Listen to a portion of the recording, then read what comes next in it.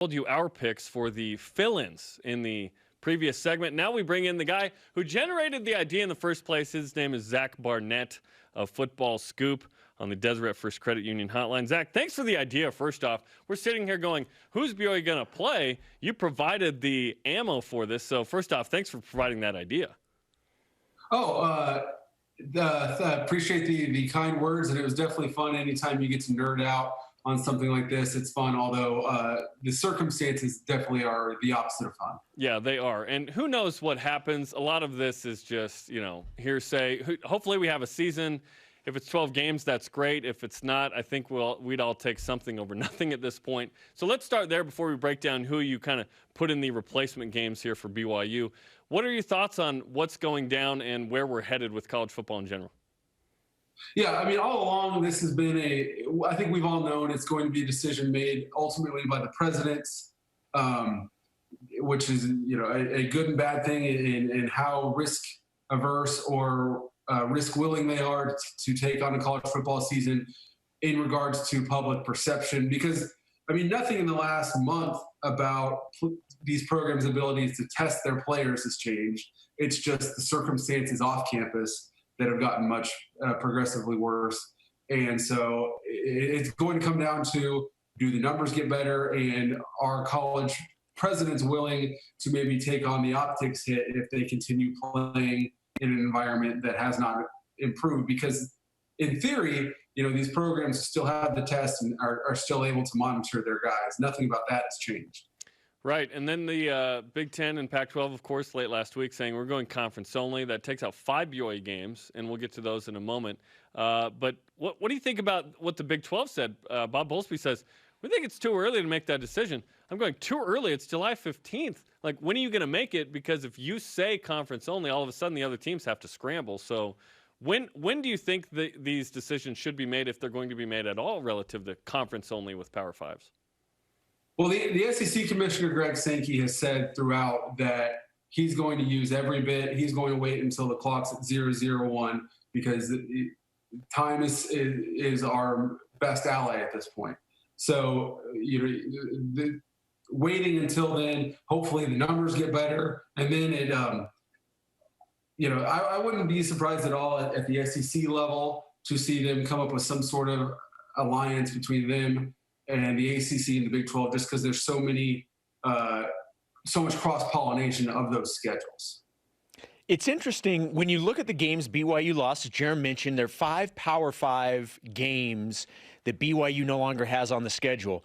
There's a possibility, depending on if some of the G5 schools decide to go conference only, specifically Mountain West Conference teams that BYU has on the schedule. Do you think if the rest of the P5 teams go conference only, do you think we will see the same type of thing happen with G5 schools? I think you'd be a fool to rule that out at this point, because one thing that I think that going conference only does 2 things for each of these leagues. It allows them to be on the same page testing wise, and it gives them elbow room in the schedule that, if we have to shut this game down, we can move it around, we can move games up. And so that's something that I think if you're a conference commissioner, it has to be really valuable to you, because then you're not behind the 8 ball if you have to cancel a game. So at this point, I'd love to say something different, but I think you have to be aware of that possibility. And if it does happen, BYU better have the independents on the horn, right? And I know they've had to have talked to the independents at this point. So, all right, let's break down the 5 games you threw in here. It's fun when you look at the names, so let's walk through it. So week 1, you have BYU at Oklahoma State. Week 2, Virginia Tech in Provo against BYU. Week 3, BYU at San Jose State. Week 4, Miami BYU. That's a game from 1990 that BYU would love to redo. And then week 13, Notre Dame and BYU. The Notre Dame game is a sore spot here, by the way, because BYU went there multiple times and they have yet to return that game contractually. So when fans saw that, they're like, yeah, baby. So what went into the decision of these 5? I was trying to think like a TV program. Can you guys hear my dog? Oh, yes. What's your dog's name? Apparently, your dog is not a big fan of Notre Dame playing BYU right now. No. Yeah, I've got a paramedic right now. My dog's going nuts. Sorry about that. If you want to take care of the dog, we could just talk amongst ourselves for a sec. Unless Yeah, give me just 1 second. Sorry. Hey, Zach's taking care of the dog. Look, Listen, we've all been there. Look, it's live. This is happening. This is how it works. This is what happens during live TV. This is our first COVID Zoom interview where we had to interrupt for a dog. I think we've broken new ground. I think this is good. Okay, let's talk about this, and then we'll get Zach on here in a second. So he's got at Oklahoma State week 1. Which I like. I like, too. Virginia Tech in Provo, I think, is a fun game. That's a great game. Week 3 at San Jose State. Mountain West team have been there in Independence. That's a game BYU actually lost in 2012. Granted, that was the Spartan team that finished in the top 25. Miami in Provo in week 4.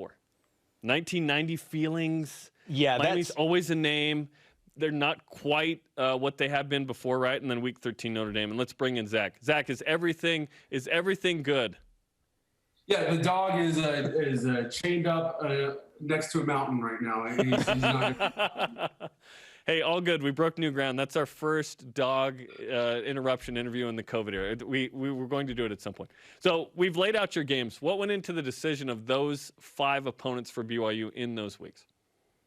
Again, I'm trying to think like a TV programmer. Think about, because there's a million different ways you can piece this puzzle together. But I'm trying to think of what's the most fun, what's going to drive the most eyeballs, and that's where BYU's brand, plays into it. So, and then at the same time, it's going to be, if I'm at Oklahoma State, who do I have confidence that's going to be able to test their players in a way that makes me feel good about stepping on the field with them, and that you're not going to bring the virus into my locker room, into the stadium. So that's where I think BYU is definitely ahead of any other independent, save for Notre Dame. And so, at the same time, I'd love to see a BYU Virginia Tech game this fall. Who wouldn't? Don't you think it is at some point, and obviously BYU is certainly going to want some of these teams to come to Provo.